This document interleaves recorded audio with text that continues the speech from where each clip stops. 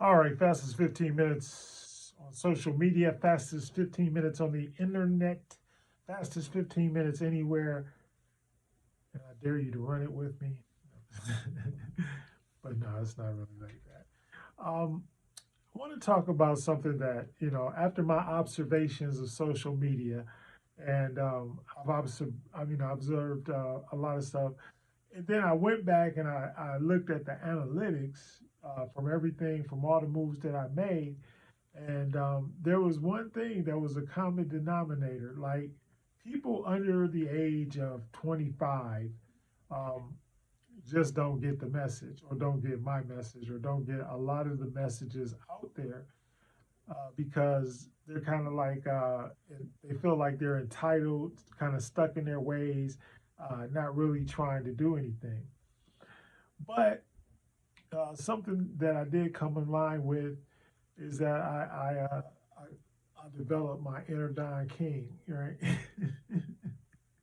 Not really, but I guess what I'm trying to say is that I found out that there are a lot of differences um, between us and them, and and I realized that, and I actually have children, and I have friends that have children that are in the categories or whatever, and so.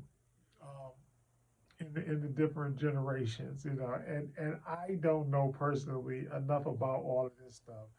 All I know is that I'm an old guy, and that people that are not 25 uh, don't understand me or don't get what I'm saying, and I get that too, and I understand that too. With all that being said, across generational lines, across all kinds of boundaries, the one thing that I think that we could do as a race of people, no matter where we fall within the generational lines, and no matter where we fall within racial lines, okay? The one thing that we could do is that we could actually just start being nice to one another. That would solve a whole bunch of problems. Just being nice to one another. Being able to smile at one another, shake hands, even if it's just yo, what's up, da da da da da da da. All of that's gone. And I was thinking about it because I like showing my son the house where I grew up. And literally, I knew every single person on that street, and every single person on that street knew me. So we literally had friends, and we had neighbors, and even going down past where my block was, I knew people down there.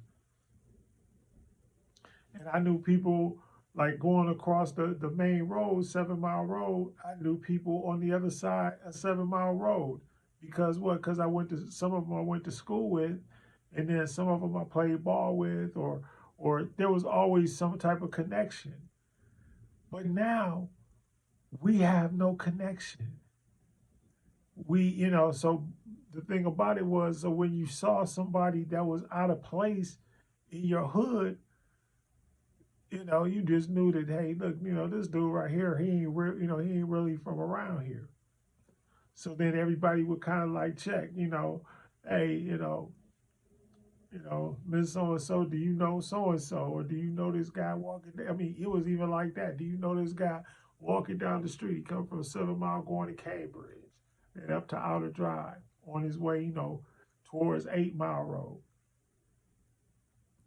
So that's another reason why people were like real skeptical about Eminem when he first came out, because nobody knew him. See, that was the thing. I'm not discounting his talent or anything like that, but nobody knew him. So everybody was like, well, who is this dude? Where did he come from? How did he just show up on our doorstep, and he claiming to be from the D? Because I could tell you pretty much everybody that lived in my neighborhood, or I had seen them, I knew of them. They went to this school, they went to that school, they went to this church, they went to that church, they went to this mosque, they went to that mosque. It was always, they were in the nation, da da da, but you knew who the person was. And when you saw them, you gave them their propers and their respect. That was it. And then all of a sudden, here come all these crazy, all this crazy drug abuse and all that kind of stuff. Not to say that there wasn't drug abuse before, there was. People used heroin. I'm not gonna lie. My daddy used to have a saying. He'd be like, "Yeah, the dude, I tried to go talk to him, but he was in a junkie knob. A junkie knob mean he was on heroin, and I couldn't do it." And I remember several of his friends passing away from heroin. And he was he was highly upset by that because he was like, this is just another way that they getting into our neighborhoods. Even in Afghanistan, let me tell you something. The war in Afghanistan was not about, it wasn't about no doggone nothing but black tar heroin. The poppy seeds and all of that they grow over there. And they wanted to be, you know, they wanted us to be stabilized in the area so that they could get that stuff back over here. And the same thing, and it's been that way since Ronald Reagan was president. We are the biggest arms dealers and drug dealers to the world. Well, we were, but we done fell off in the last 25 years. We've fallen off. We really have. So now we're worried because people give respect to other currencies more than they respect our currency. And it was because we have always been used to this, uh, American slave mentality. We were always able to tell a lie propaganda wise and get people to respect us. But now the world is waking up and realizing that the United States of America may not be what it says it is. And that's problematic. And the one thing that I could say about every other president, no matter if we thought they were good, bad, indifferent, they acted with respect and with loyalty. They were presidential. No matter what side of the aisle they fell on, they respected the office of the president of the United States. And our recent president did not. Was not a classy guy. And I mean, I'm just saying, some people like that, I get it. But when you're the president of the United States and you're the leader of the free world, you got to act with dignity and respect. And you got to, people are not going to just respect you because you make them or whatever. That's not how it works. That's not how it works. So the first thing that we can do to help ourselves is to love one another once again, is to make alliances with one another, is to come together with one another and make those contracts and build those things. My grandfather had a saying that went, good fences, and I think it might have been a poem. I never looked it up. I should look that up. But good fences make good neighbors. Good fences make good neighbors. So just knowing where you stand contractually, you don't have to, love anybody to be contractually obligated to them. But if you know that there's another person that does what you do, then get with them and talk to them. And be their sounding board for each other. Start to develop coalitions and all of those things with one another. Because that's what needs to be done, regardless of what we say. And we could talk about racism and slavery and Jim Crow and all that crap till we blue in the face. But it's history. And most of us understand the history.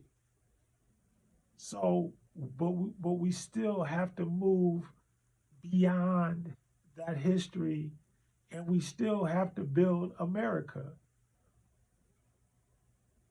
I said that. Yeah, I said what I said. We have to build America because we have to support what goes on in West Africa.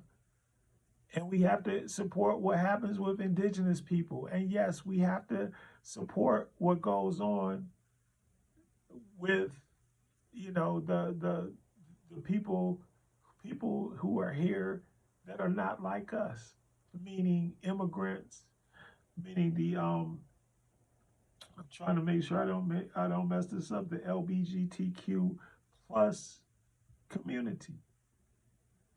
That community has to be protected. You know, these are underserved communities. These are communities that have been for decades have been just marginalized and not taken care of. I mean, I've been on now that I've been out here in the West for a while. I've been on reservations. I see the poverty and the alcoholism and all of that. I've seen it. But guess what? They some of the nicest people that you ever meet. Do they deserve to be that way? No. Because why? Because the systemic racism against them has also been devastating. The systemic racism against against all poor people has been devastating. All of that stuff is devastating. I look at it and even how can a bunch of men decide what a woman should do with her body? It's absolutely ridiculous how you got a group of men controlling what women do with their bodies.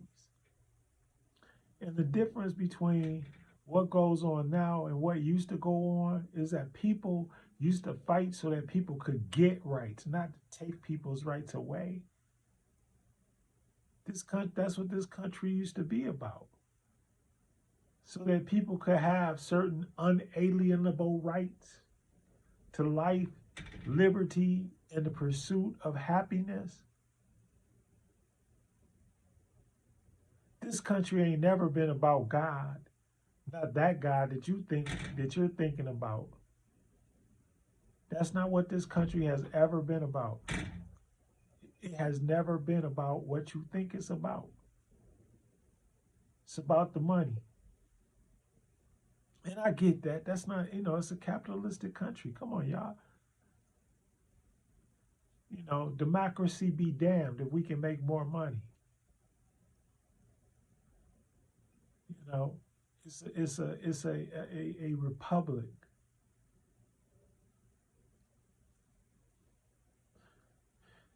It never said under democracy we stand or nothing like that.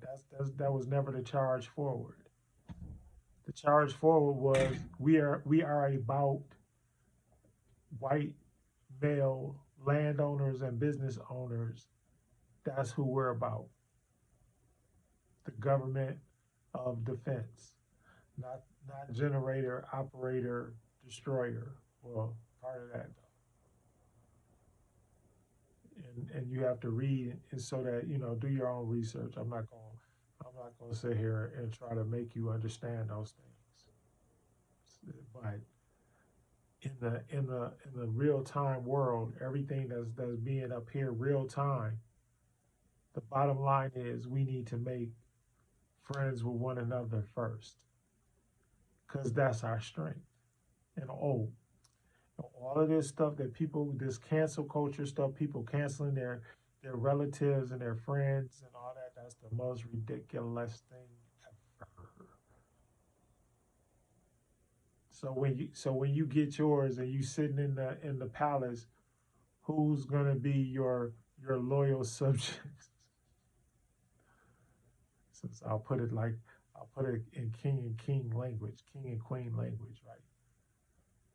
Who's gonna be your loyal subjects? It's a legitimate question, right? Who's gonna be your loyal subjects? Who's gonna be around you? Who's gonna be sitting in the court with you? Who's gonna be the people that you invite over to your parties and you have fun with and you enjoy life with? Who are those people? But you locked them all out because you wanted to get to, I don't know what it is that you think you're going to. Fastest 15 minutes is up. My name is Judson Powell. Hit the like button, hit the subscribe button, and think it ain't illegal yet, y'all. Think.